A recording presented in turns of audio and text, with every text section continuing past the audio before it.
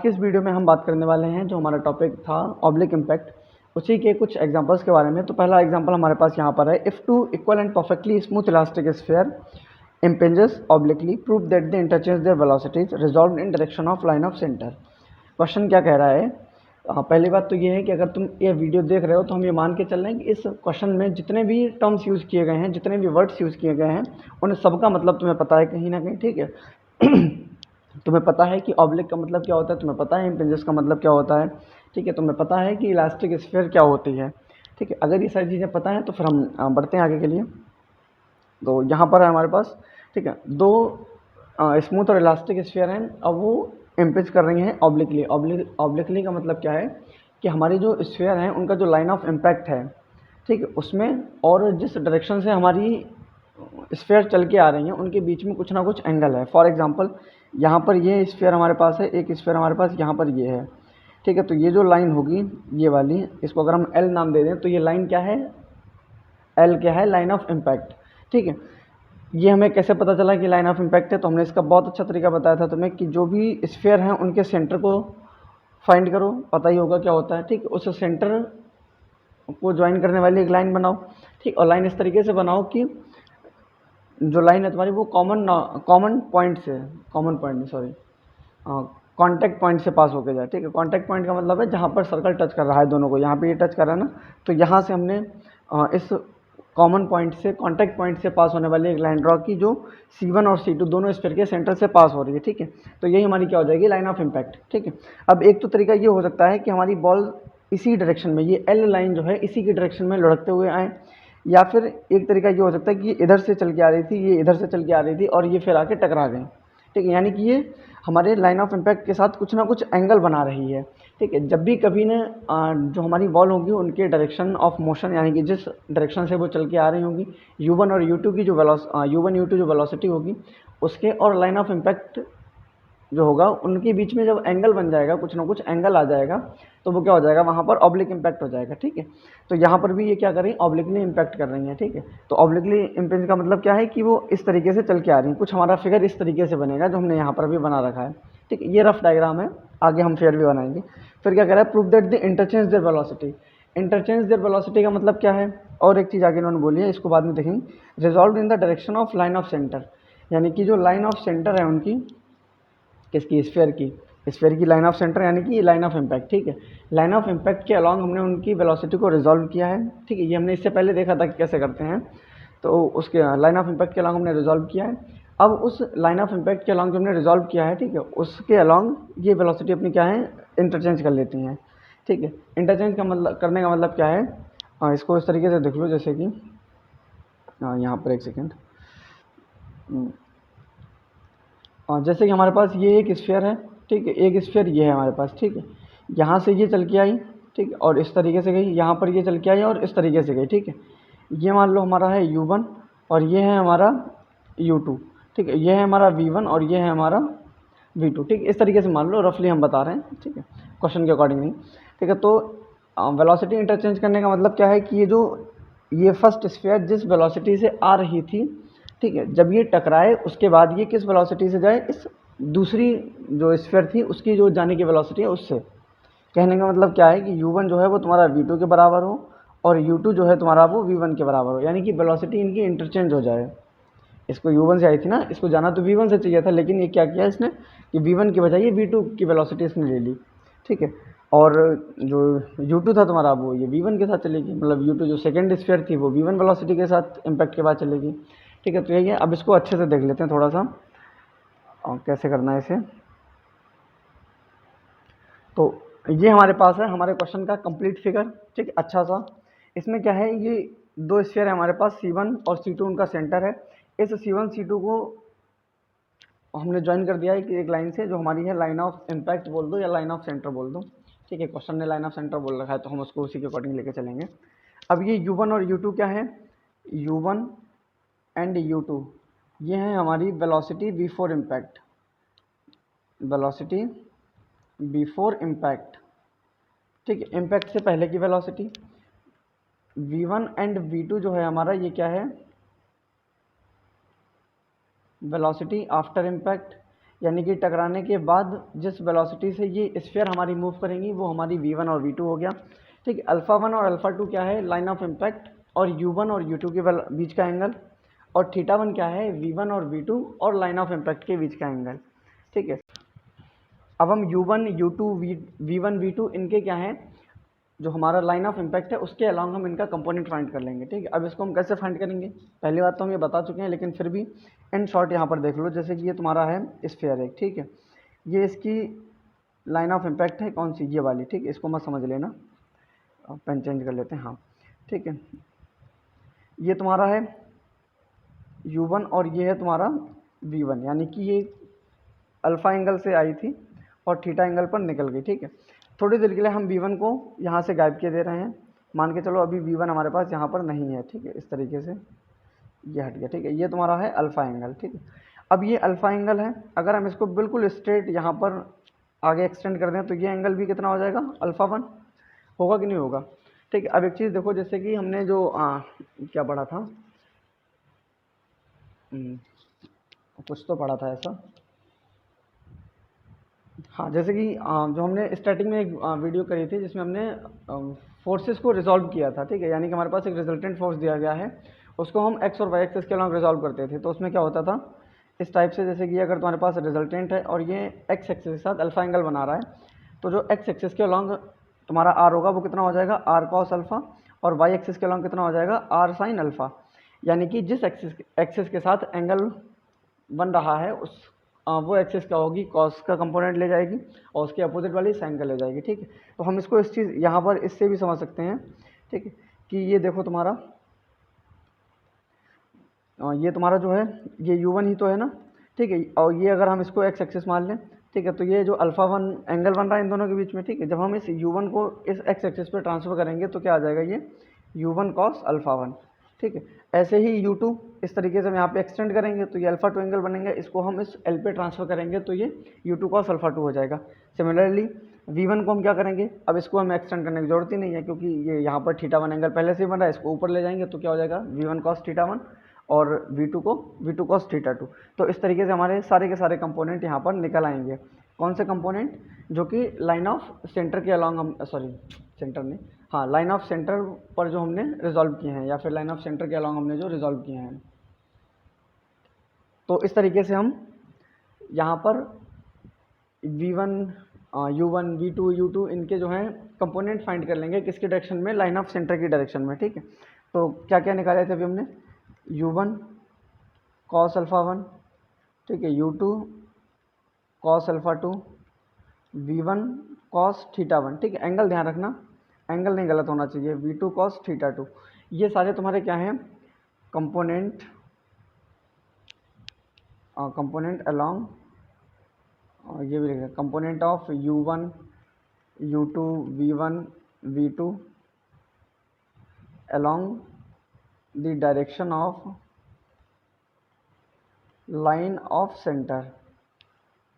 ठीक है, जो हमारी लाइन ऑफ सेंटर है उसके अलॉन्ग ये इसके u1 u2 v1 v2 के कंपोनेंट हो गए। ठीक है, अब यहाँ पर क्या करना है, तुम्हें बताना है वेलोसिटी एक्सचेंज हो गई है, सॉरी इंटरचेंज हो गई है। ठीक है, वेलोसिटी इंटरचेंज होने का मतलब क्या है, अब ये समझ लो कि ये तुम्हारा u1 से आ रहा था। ठीक है, u1 से ये स्फीयर a तुम्हारी आ रही थी।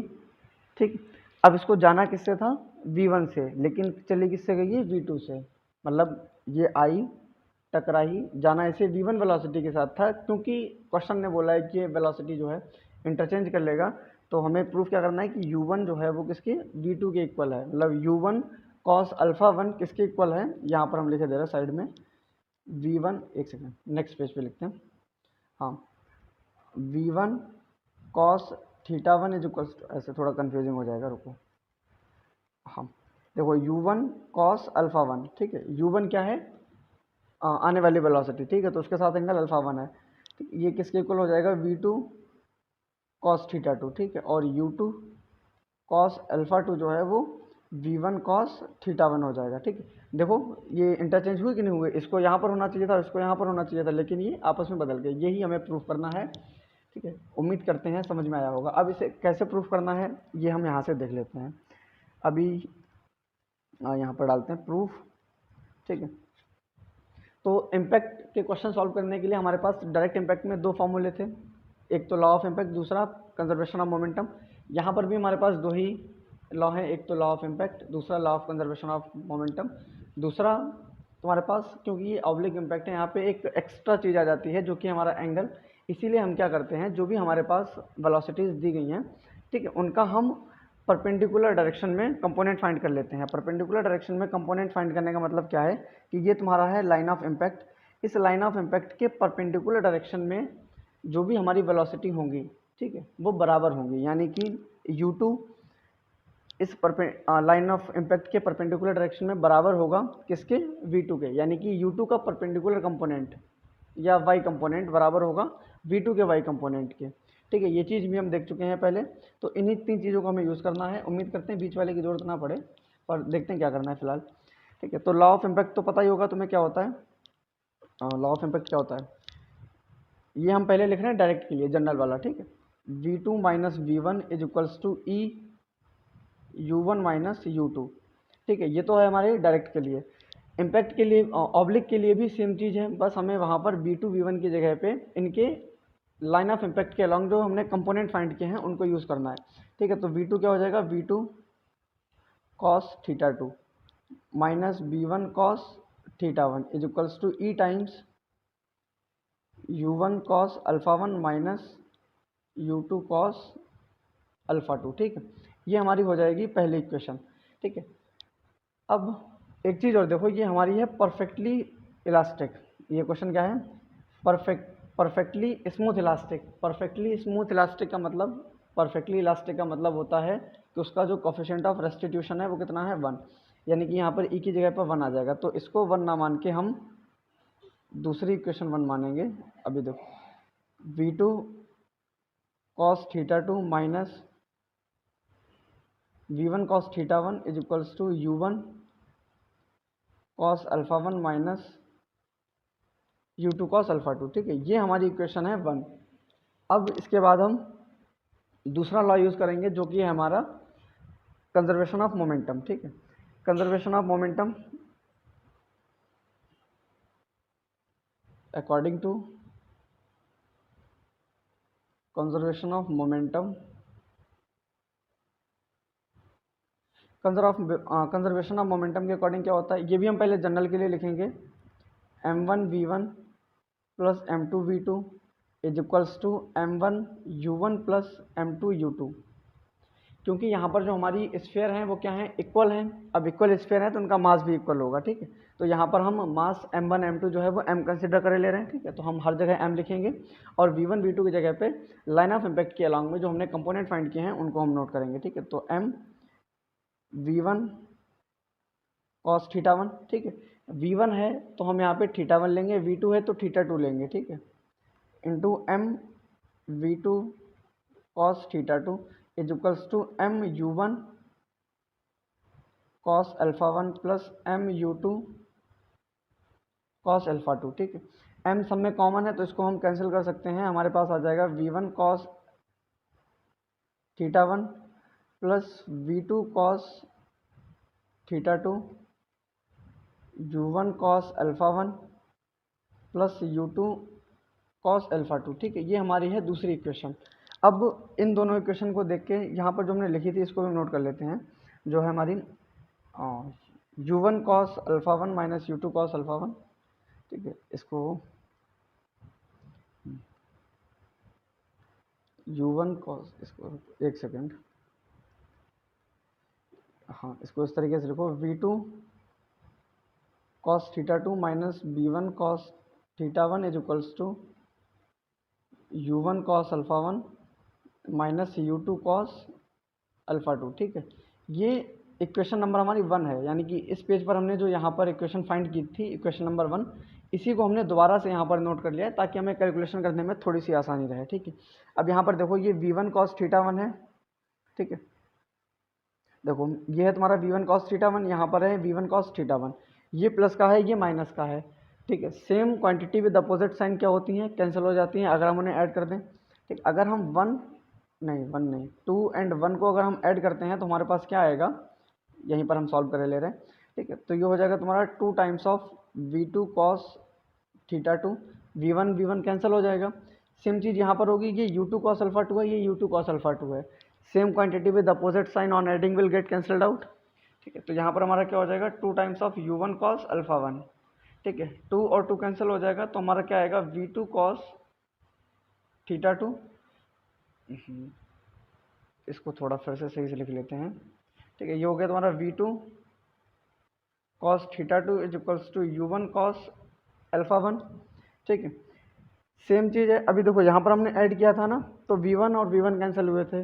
अब अगर हम सब्ट्रैक्ट कर देंगे तो v2 और v2 कैंसिल हो जाएंगे। अब जब हम इक्वेशन 1 एंड इक्वेशन 2 को हम सब्ट्रैक्ट कर देंगे, ठीक है, सब्ट्रैक्ट करना है हमें, तो हमारा क्या होगा यहाँ पर, कहाँ गया, हाँ ठीक है, इन दोनों को हम सब्ट्रैक्ट कर रहे हैं ना, तो v1 cos theta 1 plus v2 cos theta 2 minus v2 cos theta 2, ये माइनस है ना तो ये प्लस हो जाएगा। ठीक है, यानी कि ये जो v1 cos theta 1 v1 cos theta 1 ये ऐड हो जाएंगे, और ऐड होके हमें क्या देंगे 2v1 cos थीटा 1। ठीक है, वहीं दूसरी तरफ यहाँ पर हमारे पास देखो, जो अभी अपोजिट साइन के थे ना, वो सेम साइन के बन जाएंगे। ठीक है, तो ये u1 cos अल्फा 1, ये u2 cos अल्फा 2 है, क्योंकि हम माइनस कर रहे हैं ना, तो ये माइनस u1 cos अल्फा 1, ये माइनस माइनस प्लस हो जाएगा। ठीक, यानी कि u2 ऐड हो जाएंगे और u1 वाले कैंसिल हो जाएंगे। ठीक है, तो ये हो जाएगा तुम्हारा 2 times of u2 cos alpha 2, यानी कि v1 cos थीटा 1, और इधर आ जाएगा तुम्हारा u2 cos अल्फा 2। ठीक है, यहाँ से क्या समझ में आया, हमें जो चीज़ हमें प्रूफ करनी थी वो हो गई, बस यही समझ में आया। ठीक है, तो यहाँ पर हमें क्या करना था कि हमें दिखाना था वेलोसिटी इंटरचेंज हो गई। ठीक है, ये सेकंड स्फीयर की वेलोसिटी थी, इसे जाना था v2 cos थीटा 2 के साथ, लेकिन ये गई किसके साथ, v1 cos थीटा 1 के साथ। और यहाँ पर ये जो u1 cos अल्फा 1 है, इसे जाना था v1 cos थीटा 1 के साथ, लेकिन ये गई किसके साथ, v2 cos थीटा 2 के साथ। तो हमने ये दिखा दिया है कि दोनों जो स्फीयर है हमारी वो क्या है, मतलब अपनी वेलोसिटी इंटरचेंज कर रही है। ठीक है, यही हमें प्रूफ करना था। इसी तरीके से आगे के भी क्वेश्चन करेंगे। ठीक है, यहाँ पर हमें तीसरे वाले जो परपेंडिकुलर डायरेक्शन थी ना, उसकी जरूरत नहीं पड़ी, अगले वाले क्वेश्चन में जरूर पड़ेगी। ठीक, ओके, थैंक यू।